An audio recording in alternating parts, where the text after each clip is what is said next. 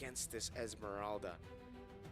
Yeah. So in terms of picks coming in for Aurora, I actually do believe that Lunas will be good. So Lunas does get picked up, and they're gonna pick up the Turisla again, which is okay. But again, as someone that sets up for the fight, you kind of have to make sure that your team can actually follow up, you know? So I don't want to see those mistakes again in Game 3. Yeah, that's what I was saying. It's, you know, you can always look at the draft, break it down, but if your execution in terms of like positioning is off, you know, battle spells being used when they don't necessarily need to, it can throw off your entire game plan here. So Aurora has a pretty good lineup all around. Whoa! This is what we were asking for, I actually like that. We were asking for the Minotaur, was it a couple days ago, I think it was. I love Minotaur.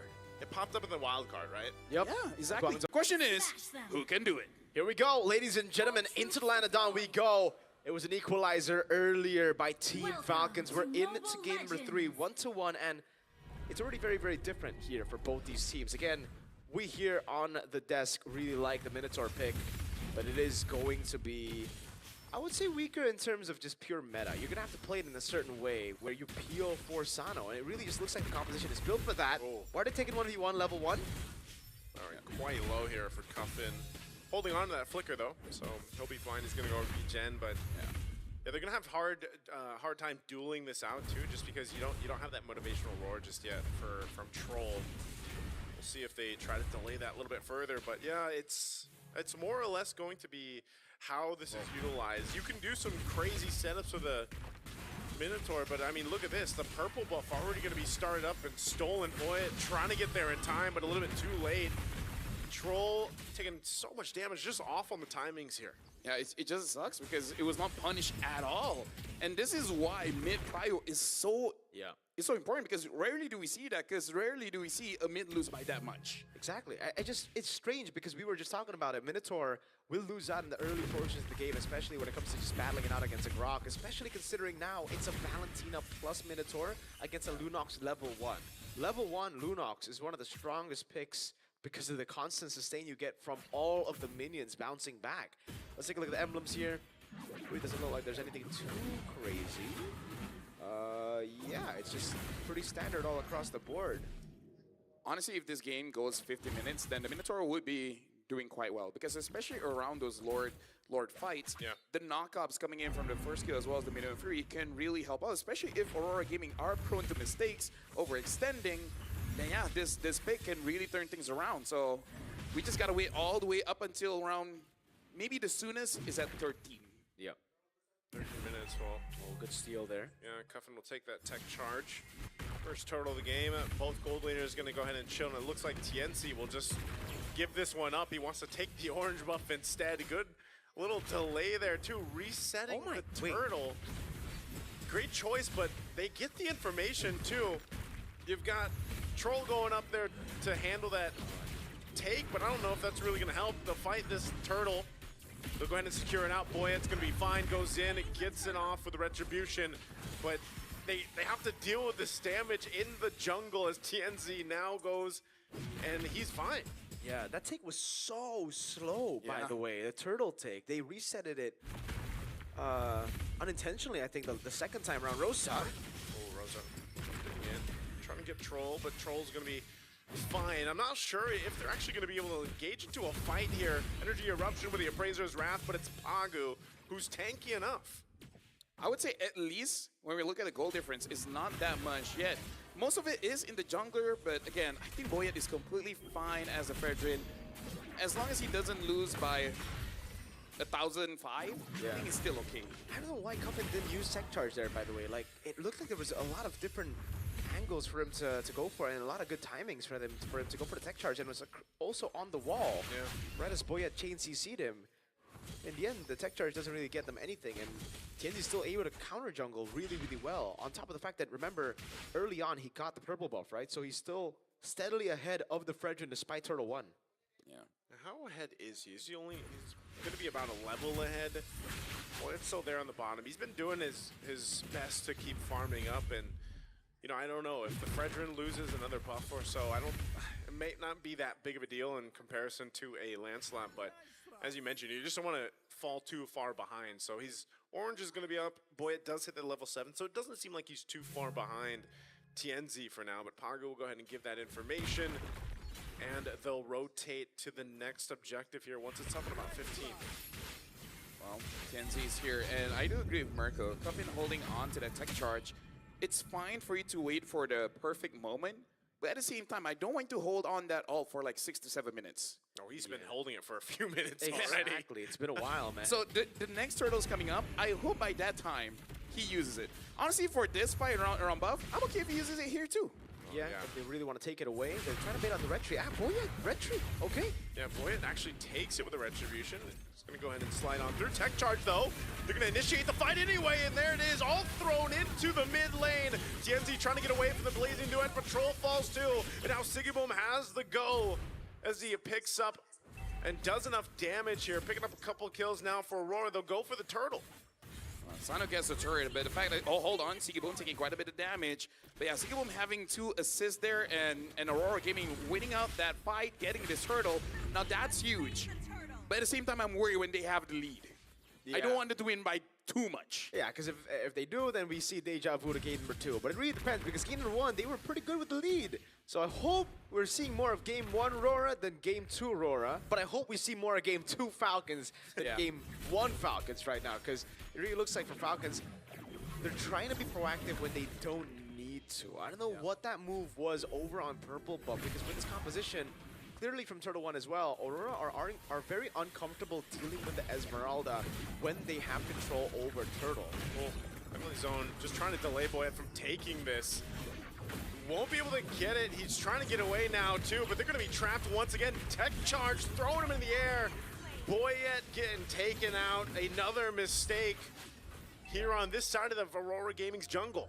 The only possible reasoning I can see where, say, Coach Powerburn is basically saying, like, you're going to throw your body, you're going to pull TNZ away, giving some time for Cuffin as well as Sano to get some farm. Again, I don't know if it's worth it. Personally, for me, I don't think so, because your jungler is kind of important, right? You don't want him to be down in levels. But, you know, we'll see.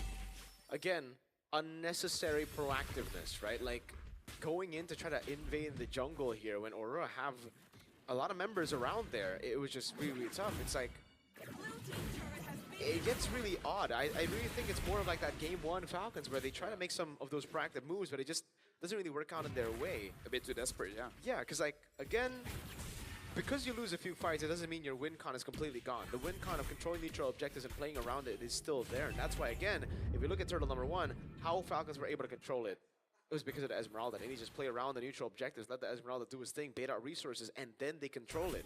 But if this is what happens, if Aurora are the ones that can react to plays or be more proactive, it gets really tough.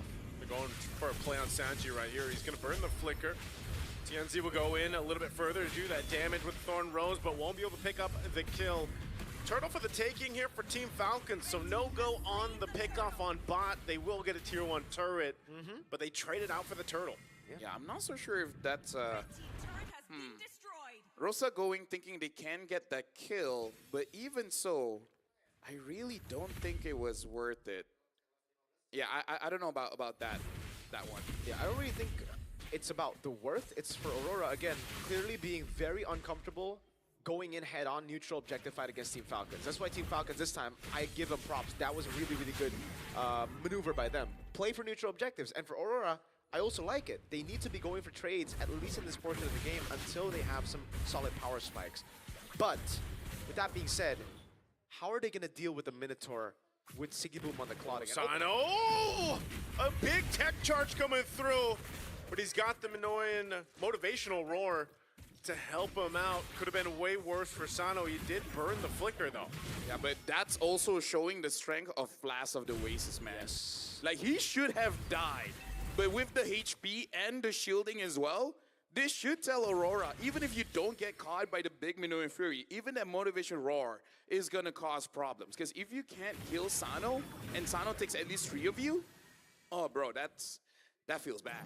Plus he's got the healing, little extra, isn't that the healing, fervor, is it fervor? Favor, extra, yeah, favor. Favor.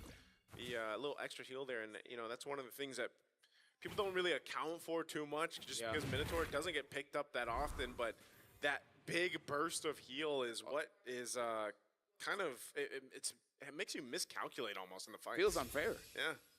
It's very motivational. They actually did have a dominance ice already, by the way, on the Grok, so that was through it. Oh, there's a penalty zone. They're going to go for it this time. Sano! He doesn't have the heal enough to survive that under the turret.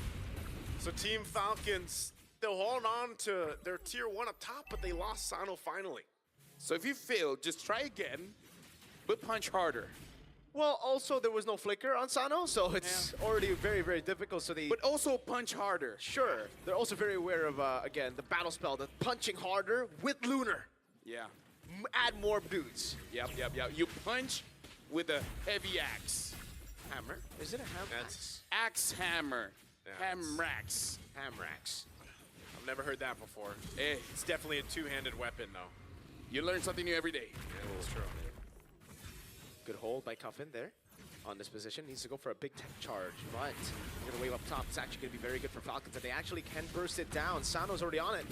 Yeah, they're going to go for this. It's at half health. Boyet will hold it there as Tienzi went for the buff. Now Sanji taking a ton of damage. Actually, burning the flicker already. A big tech charge comes through as Tienzi secures the low. Fight still breaking out. Pagu's out of the picture. Lunar and Tienzi are next. Team Falcons able to pick up a triple kill for Sano after Lord was taken.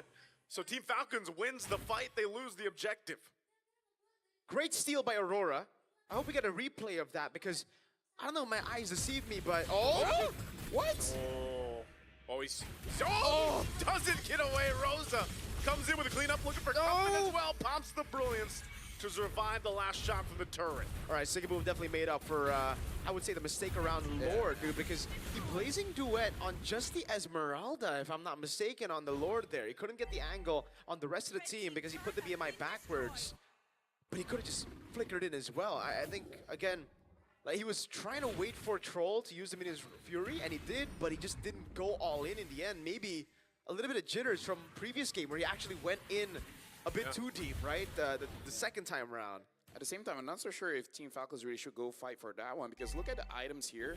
Sanji does not have a Dominance Ice or a Chastise Pauldron, so I feel like him frontlining Sigaboom is not that great of an idea. And Cuffin, even though he does have that glowing one, I'm not so sure if he was able to hit him first to deny that healing.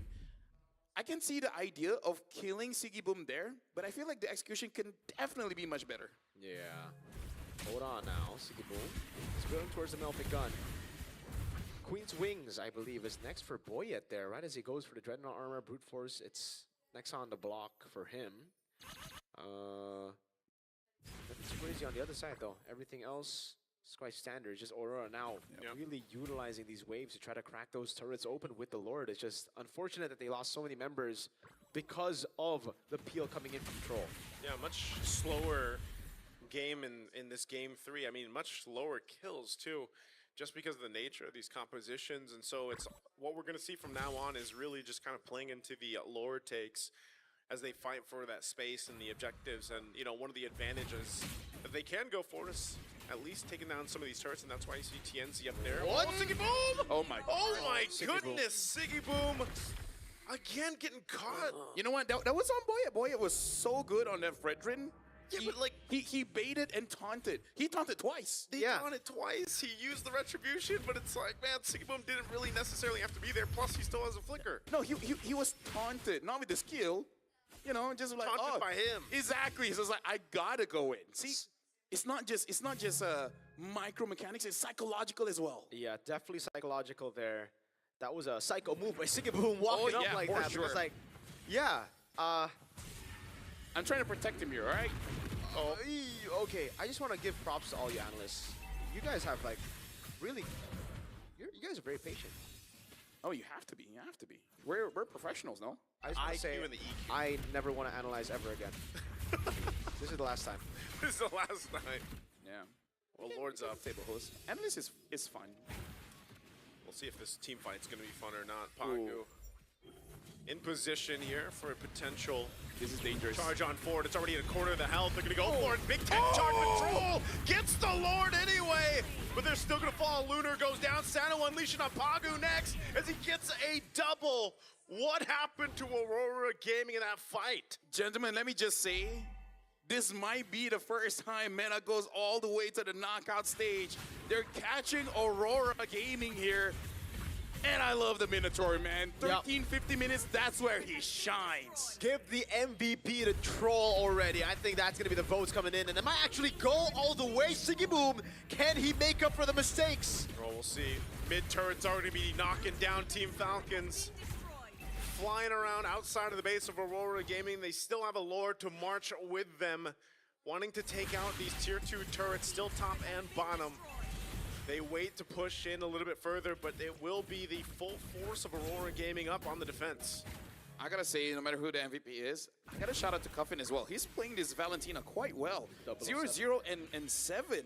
Like, all the heroes that he's been using is actually quite good. Cuffin really stepped up since the last time he was in the M series. Yep, it's been phenomenal. Cuffin, really, really good stuff on the board. They're able to get the base turret in the mid lane, but that's about it. No far lane base turrets here. So Aurora are actually still in it. And now the question is, how do they play around the Minion's Fury? Because that ability is just so disgusting when Team Falcons are the ones holding on to the Lord, right? Because for Aurora, they're forced to react to it. They're forced to go in, but when they do, they get knocked up 3 times. Troll, really solid on those resets. Plus Cuffin's tech charge.